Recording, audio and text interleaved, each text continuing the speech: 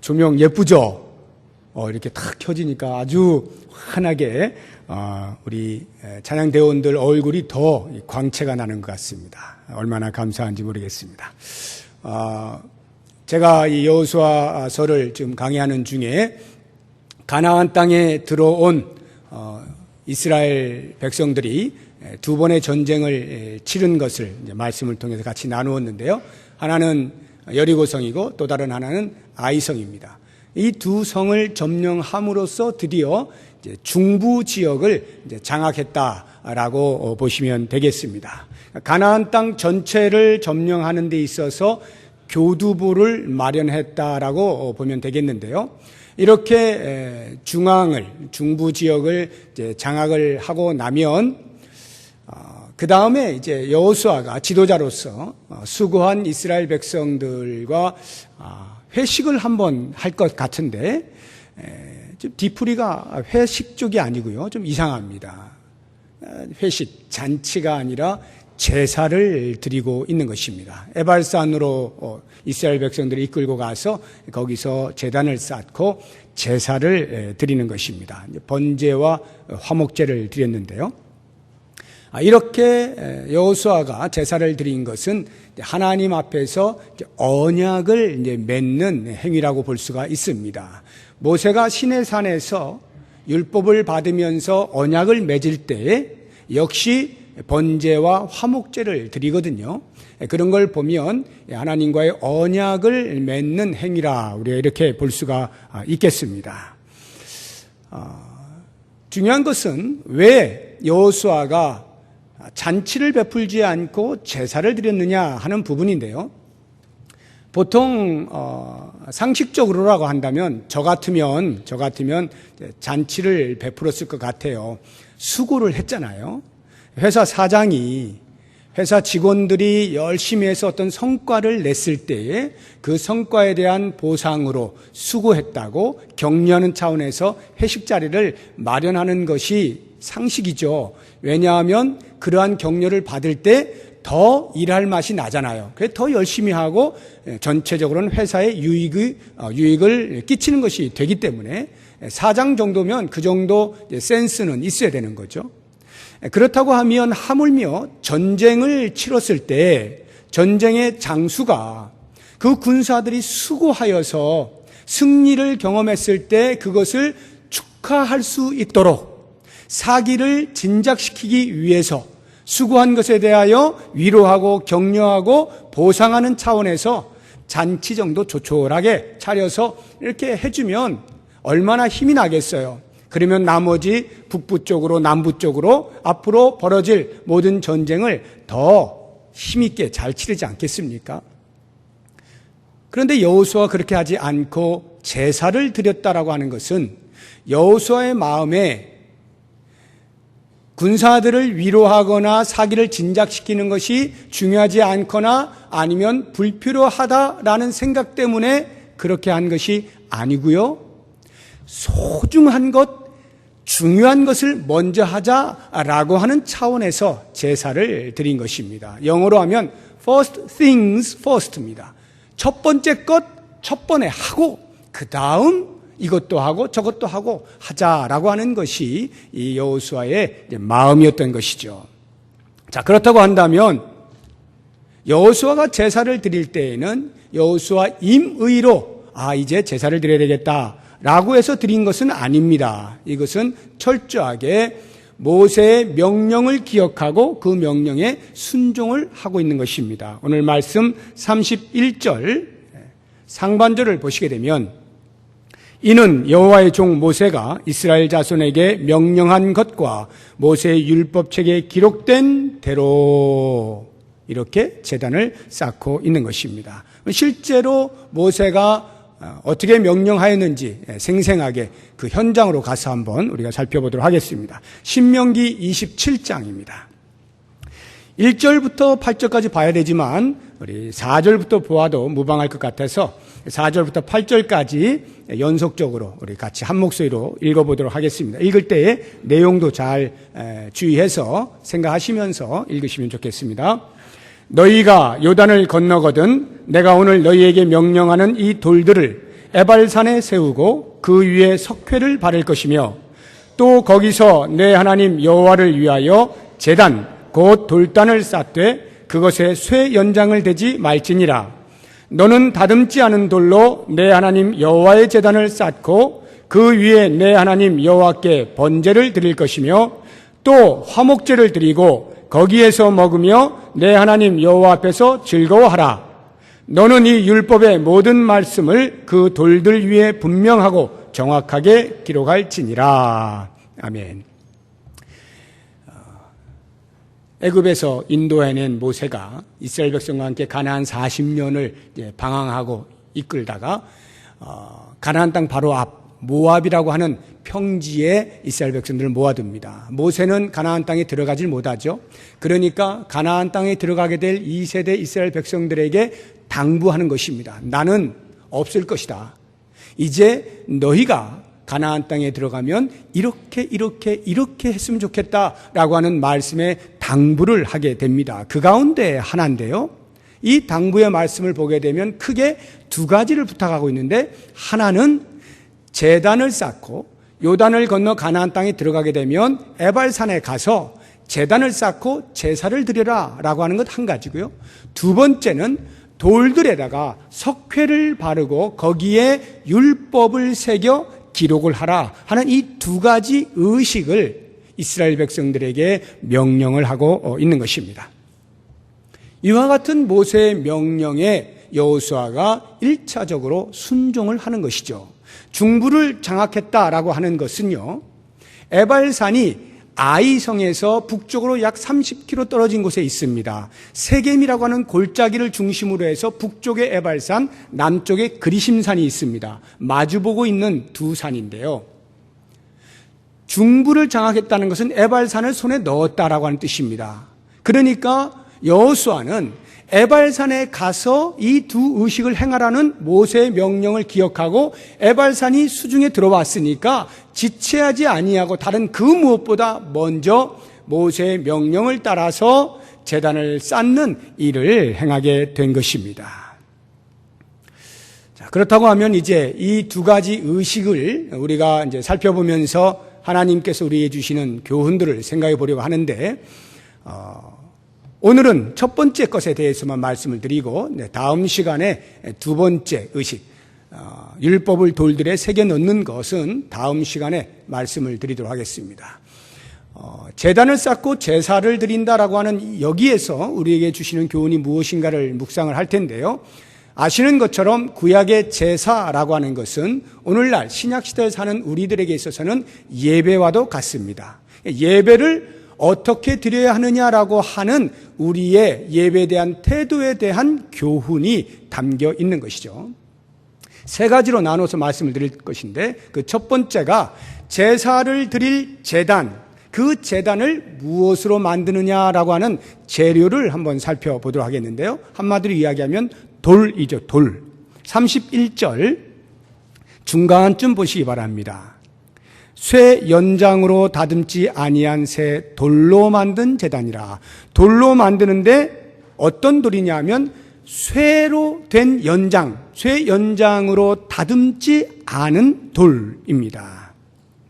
이미 우리가 신명기 27장의 말씀을 읽으면서 보셨겠습니다만 모세도 역시 그대로 명령을 하죠. 쇠 연장을 대지 말라 하는 것인데, 이것은 비단 모세의 명령뿐만 아니라 모세 이전에 하나님께서 모세에게 그렇게 하라고 말씀을 해주신 거예요. 한번 찾아보죠. 출애굽기 20장 25절 말씀 우리 같이 읽어봅니다. 내가 내게 돌로 제단을 쌓거든 다듬은 돌로 쌓지 말라. 내가 정으로 그것을 쪼면 부정하게 함이니라.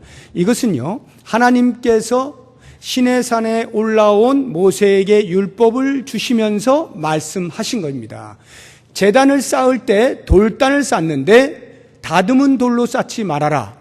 정으로 쪼게 되면 그것이 부정하게 될 것이다 하고 하나님께서 모세에게 알려주신 것이고, 모세가 이스라엘 백성들에게 말한 것을 여호수아가 기억하고 에발산에서 그대로 지금 이제 행하고 있는 것입니다. 자, 그렇다고 하면 왜 하나님께서 쇠 연장을 돌에 대지 못하게 하셨느냐 하는 부분인데요. 돌로 잘 다듬어서 깨끗하게 제단을 쌓으면 얼마나 보기 좋습니까? 그럼에도 불구하고 손을 대지 못하게 한 이유는요, 이 쇠 연장이라고 하는 말이 그 당시 가나안은 이미 철기 문화권에 있었습니다. 쇠를 사용하던 그러한 문화권 안에 있었던 거예요. 하나님께서 쇠가 체질적으로 싫으셔서 쇠 쓰지 마라 이렇게 말씀하신 것이 아니고요. 쇠는 아무런 잘못이 없죠. 그냥 유용하게 쓰면 되는 겁니다. 그럼에도 불구하고 금지한 것은 그 가나안의 문화를 대표하고 있는 이 쇠, 철기 문화, 다시 말하면 하나님께서 이스라엘 백성들에게 가나안을 점령하게 하신 이유가 가나안 땅이 죄로 꽉 찼기 때문에 그 죄를 물리치고 하나님의 땅으로 만드시기 위한 목적 아닙니까? 그런 면에서 죄로 가득한 그 땅의 문화, 그것이 곧 죄라고 하는 것이죠. 쇠 연장을 사용한다는 것은 곧 죄가 들어온다는 이야기고, 하나님의 제단으로 만들 그 돌에다가 정으로 쪼으면, 쇠 연장으로 쪼으면 이미 죄가 섞여 들어왔다 이런 말이에요. 하나님께서 죄를 물리치시고 하나님의 거룩을 선포하게 하시려고 이스라엘 백성들로 가나안 땅을 점령하게 하게 하셨는데, 거기에 죄가 여전히 스며들어온다면 말이 안 되는 소리죠. 그러니까 하나님께서는 이스라엘 백성들로 각인을 시키는 겁니다. 손대지 말아라.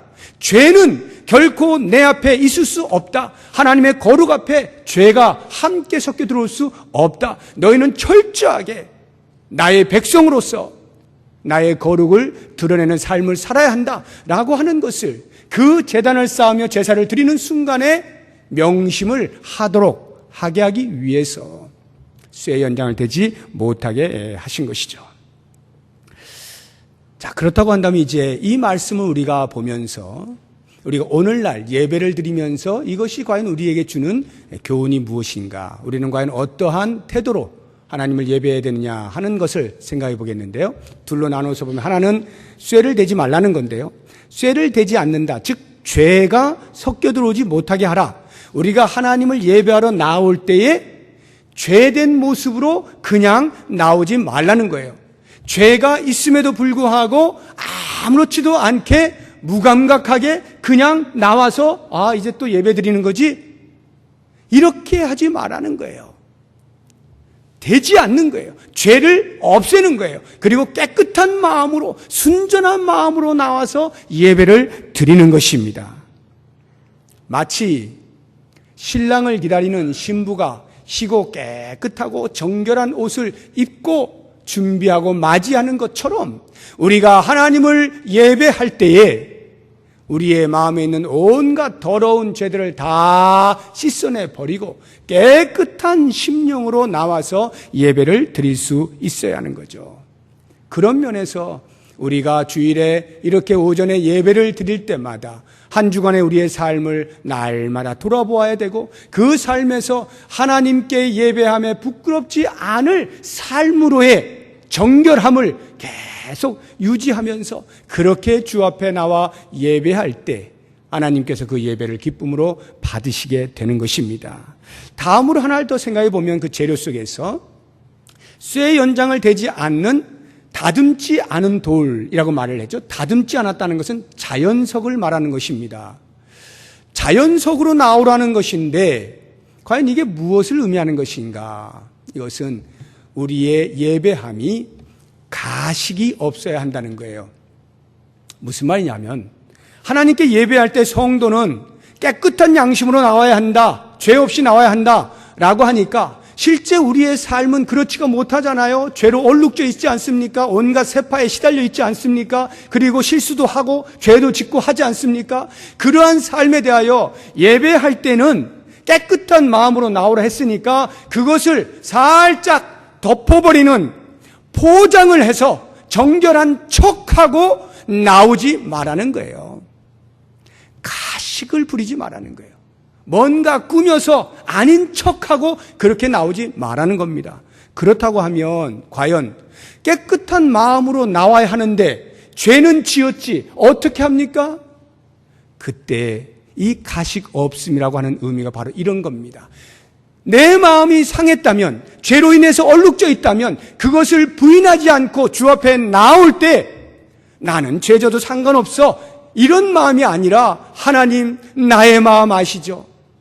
내가 이렇게 죄 가운데서 하나님 앞에 정결한 삶을 살기를 원했지만 그렇게 살지 못한 채 또 주 앞에 나오게 됩니다 하고 자기의 가슴을 치는 거예요. 상한 심령으로 나와서 그러한 심령을 멸시하지 아니하시는 하나님을 의지하고 그 하나님이 나를 치료해 주시고 그 하나님이 나를 용서해 주시고 받아주실 것을 전적으로 신뢰하면서 주 앞에 가식 없이 나올 때 그 예배를 하나님이 받으신다 하는 거예요. 다윗의 고백을 우리가 한번 보면 좋겠는데 시편 51편 17절 말씀을 보겠습니다. 같이 읽어봅니다. 하나님께서 구하시는 제사는 상한 심령이라. 하나님이여 상하고 통회하는 마음을 주께서 멸시하지 아니하시리이다. 지금 다윗이 이 고백을 우리아의 아내 밧세바를 범하는 큰 죄, 그리고 우리아를 죽이기까지 하고 은폐하는 그런 어마어마한 죄를 짓고 나서 나단 선지자에 의하여 지적을 받은 후에 회개하면서 이 고백을 하는 거거든요. 하나님이 구하시는 제사는, 하나님이 원하시는 예배는 상한 심령이라. 이것은 죄 지은 심령이다, 죄 짓고 그냥 막 나오는 것이다, 이 말이 아니고요. 그 죄 지음에 대하여 가슴을 찢으며 자기를 통회하는 거예요. 내가 왜 이렇게밖에 살 수 없을까? 하나님 앞에 거룩하게 살아야 하는데 그렇게 살지 못하는 자신의 심령을 찢어가면서 하나님 앞에 나와서 그럼에도 불구하고 그렇게 가식 없이 나올 때 하나님이 나를 받으시고 용서하시고 치료해 주실 것에 대한 확신을 가지고 나오는 이 심령, 이 상한 심령, 이것을 하나님께서 받으신다는 거예요. 그러므로 여러분, 모쪼록 원하기는 우리의 일상의 삶에서 죄를 멀리 하시기 바랍니다. 날마다 깨끗한 삶을 살려고 애를 쓰시기 바랍니다. 그런데 그렇게 살다가도 혹 실수를 하거나 죄의 유혹에 넘어가게 되는 일이 생겨났다면 그럼에도 불구하고 주 앞에 예배를 해야 하는 우리이기에 주 앞에 나올 때 그 상한 심령을 부둥켜 안고 나와서 하나님의 용서하심을 바라면서 예배를 드리는 거예요. 그래서 여러분, 이 대표 기도 하시는 분들 기도를 들어보시면 항상 그 기도가 있지 않습니까? 하나님의 은혜로 사는 자이고 하나님의 은혜를 많이 받고 살았음에도 불구하고 여전히 하나님의 뜻대로 바르게 살지 못하였던 우리의 불충한 모습을 주님 용서해 주십시오. 왜 이런 기도를 드립니까? 이 기도를 드리는 이유는 상한 심령으로 나왔사오니 주님 우리를 받아주십시오 하고 우리의 예배를 주 앞에 드리는 기도 아니겠습니까? 이러한 것을 하나님께서 받으신다 하는 것입니다. 두 번째로 우리가 생각해 볼 것은 제사의 대상입니다. 누가 우리의 예배를 받으시느냐라고 하는 부분인데요. 30절 말씀 보시기 바랍니다. 30절에 보니까 그때의 여호수아가 이스라엘의 하나님 여호와를 위하여 에발산에 한 제단을 쌓았으니, 이스라엘의 하나님 여호와를 위하여 제단을 쌓았어요. 제사를 드리는 겁니다. 여러분, 이 말씀을 읽을 때 지금 제가 이렇게 강조하는 것처럼 눈에 들어오게 읽으시는 분이 얼마나 계실지 모르겠어요. 왜냐하면요, 이스라엘 백성들이 제단을 쌓고 제사를 드린다라고 할 때는 당연히 하나님 여호와께 제사를 드리는 거지 다른 신에게 제사 드리는 것 아니잖아요. 그러니까 이런 말씀이 나올 때 그때 여호수아가 이스라엘의 하나님 여호와를 위하여 에발산에 한 제단을 쌓았으니 별로 큰 감각 없이 그냥 읽어 내려가지게 되는 것입니다. 너무 당연한 말이기 때문에, 너무나 평범하고 너무나 상식적인 말이기 때문에 굳이 깊은 생각을 안 하기가 쉽습니다. 그런데 여러분, 그렇지가 않다는 거예요. 너무나 상식적이고 너무나 당연한 말이기 때문에 너무나 중요한 말씀이고 결코 놓쳐서는 안 되는 엄청난 의미가 그 안에 들어있음을 반드시 기억을 해야 됩니다. 이스라엘의 하나님 여호와를 위하여 예배의 대상이, 제사의 대상이 여호와 하나님이셔요. 왜 이스라엘 백성들에게 굳이, 안 그래도 당연히 여호와 하나님께 제사를 드리고 있는 이스라엘 백성들에게 뭐하러 이런 말을 굳이 붙이고 있습니까? 그런데 사실은 알고 보면 이스라엘 백성들의 전적이 이런 말씀을 듣지 않을 수가 없는 거예요. 전적이 있지 않습니까? 애굽에서 나와서 광야에서 모세가 시내산에서 율법을 받던 그 40일 기간 동안 40일이 꽉 차도록 내려오지 않는, 더디 내려오는 모세 때문에 산 밑에 있던 이스라엘 백성들이 마음이 조급해졌습니다. 아, 이러다가 모세 안 내려오는 것 아닌가? 아, 이러다가 우리 광야에서 하나님도 없이 그냥 다 죽는 거 아닌가? 해서는 아론을 열심히 들쑤셔가지고 아론아 제발 하나님을 우리에게 보여라. 그래서 아론이 금을 다 수집해가지고 녹여가지고 송아지 형상의 금송아지를 탁 만들어내지 않습니까? 그리고는 그들을 향해서 이것이 너희를 애굽에서 인도하여 낸 여호와다, 이것을 섬겨라, 이렇게 하지 않아요? 그리고는 산 밑에서 이스라엘 백성들이 그 금송아지를 예배하고 있는 것이에요. 이러한 전적이 있었기 때문에 이들은 끊임없이 누구를 예배하는지, 누구에게 제사를 드리는지를 잊지 말아야 하는 거예요. 그래서 이 여호수아가 이스라엘 하나님 여호와를 위하여 제단을 쌓았으니 라고 하는 말은 그 당시에 이스라엘 백성들뿐만 아니라 오늘날 예배를 드리고 있는 우리들도 반드시 귀담아 들어야 하는 말씀인 것입니다. 저는 이 금송아지 만든 사건을 볼 때마다 가슴이 잘 동의가 안 돼요. 아니, 왜 저 사람들 어떻게 저렇게 하지? 왜냐하면요, 하나님께서 모세를 통해서 이스라엘 백성들을 애굽에서 나오게 하시지 않았습니까? 우리는 일제 강점기 36년 그 모진 고난을 당하고 해방되었을 때 얼마나 큰 기쁨이 있었어요. 우리의 조상들이. 그러한 기쁨을 누리는 그것에 비하여 이스라엘 백성들은 430년입니다. 10배가 넘는 어마어마한 긴 세월, 이제 더 이상 독립이라고 하는 것은 우리 민족에게는 있을 수가 없다라고 포기되어지는 그 순간에 하나님이 모세를 통하여 인도에 내셨을 때의 그들의 마음의 상태가 어땠겠어요? 하늘을 날아가는 기쁨은 아니었겠습니까? 그 정도의 엄청난 은혜를 입고 광야를 출발하는데 홍해를 만나잖아요. 그런데 하나님께서도 홍해도 문제없이 쩍 갈라가지고 마른 땅을 건너게 하시지 않습니까? 이런 놀라운 기적을 경험한 이스라엘 백성들이 어떻게 잠시 후에 모세가 산에 올라가서 내려오지 않는다 하여서 이렇게 살아계신 하나님, 버젓이 자기들을 애굽에서 인도해내고 홍해를 갈라주신 그 하나님을 잊어버리고 금송아지 형상을 만들어다가 이것을 신이라 여기고 섬길 수가 있느냐 말이에요. 도저히 상상이 안 가고 이해가 안 가는데, 이것이 인간의 한계이고 어쩌면 이것이 우리의 참모습 아니냐 하는 이런 생각을 해보게 되는 것입니다. 바로 이와 같은 이유로 인하여서 우리가 이제 묵상을 해보아야 되는 것은 이스라엘 백성들이 어찌하여 금송아지를 만들어내었는가, 그 이유가 무엇인가 하는 것을 살펴보면 오늘 우리가 어떻게 하나님을 예배해야 되는지에 대한 답이 나와 있게 됩니다. 우리 같이 한번 말씀을 봅니다. 출애굽기 32장 8절 말씀입니다. 같이 읽어봅니다. 그들이 내가 그들에게 명령한 길을 속히 떠나 자기를 위하여 송아지를 부어 만들고 그것을 예배하며 그것에게 제물을 드리며 말하기를 이스라엘아, 이는 너희를 애굽 땅에서 인도하여 낸 너희 신이라 하였도다. 거길 보니까 송아지를 부어 만들었는데 뭐 때문에 만들었다고요? 자기를 위하여.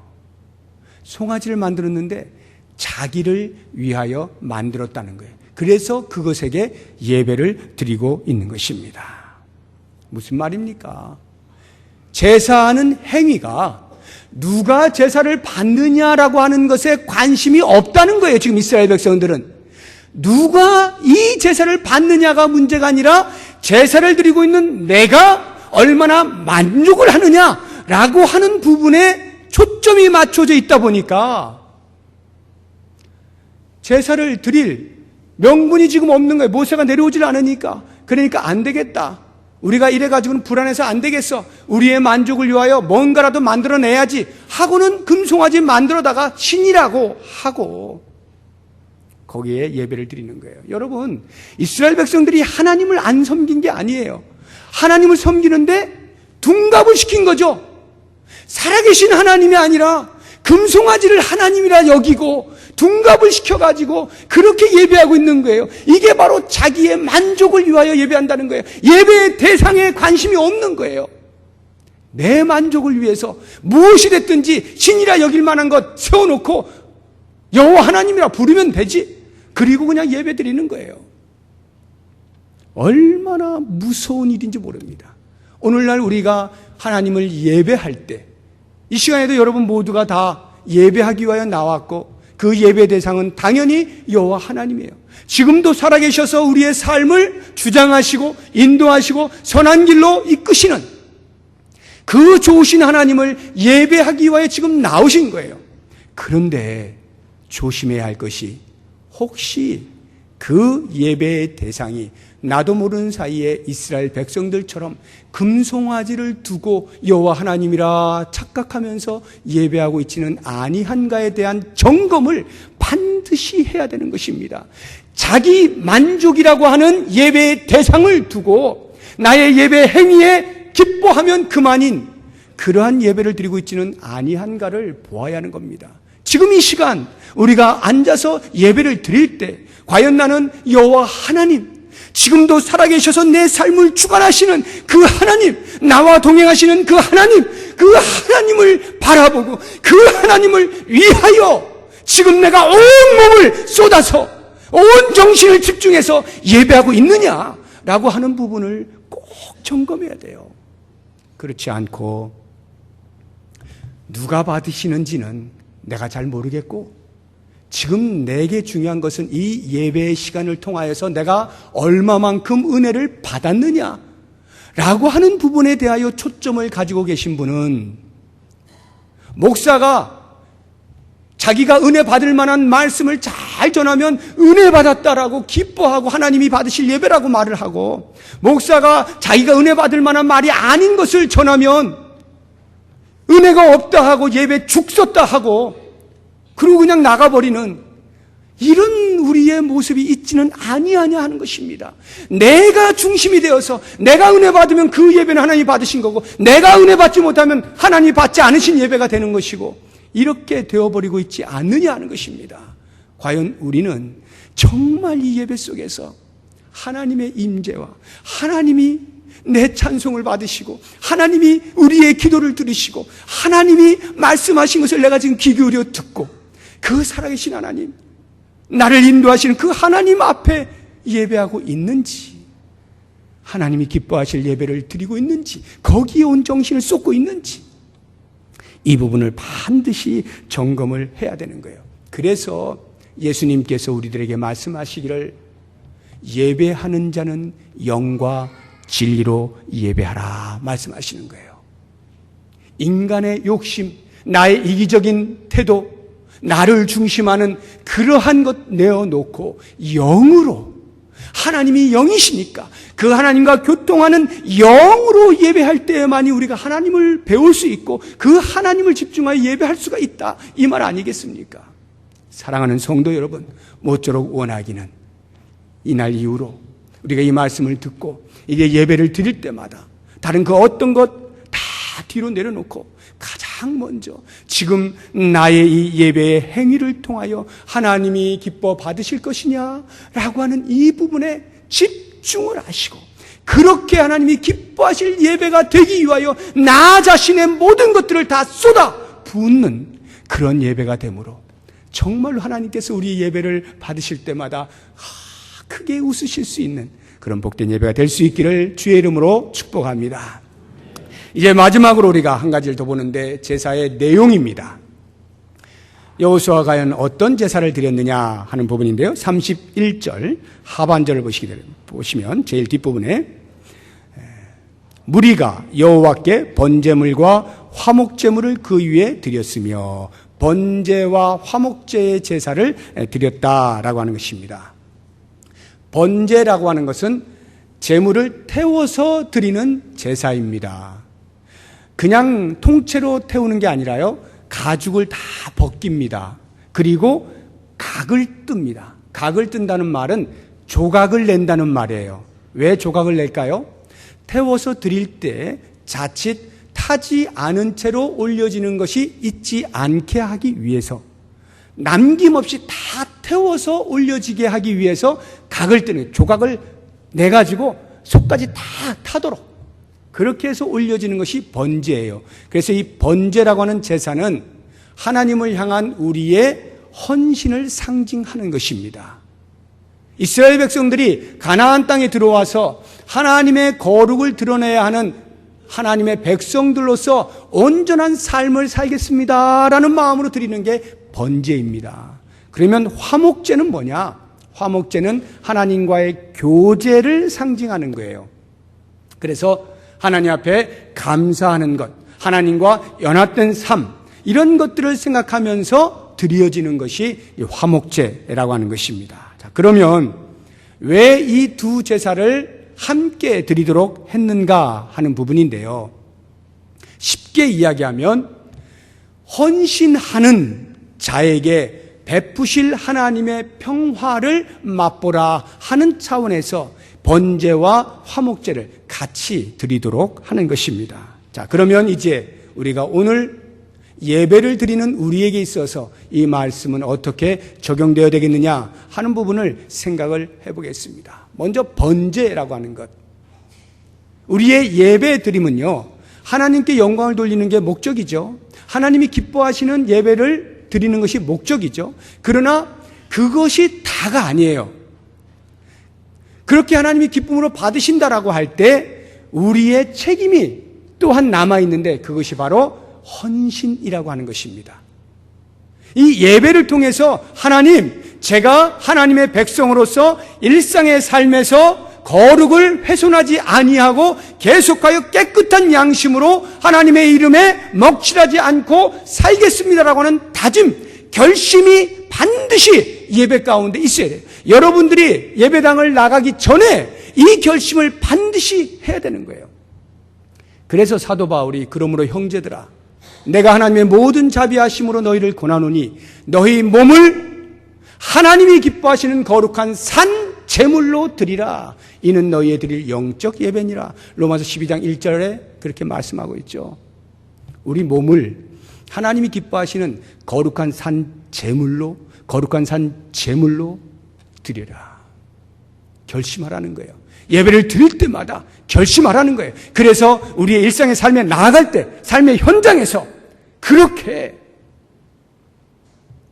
거룩으로 모든 죄를 부숴버리고, 여러분, 가죽을 벗기고 각을 떴다 그랬잖아요. 우리의 육체의 소욕을 따르는 이 육체의 가죽을 벗겨버리라는 거예요.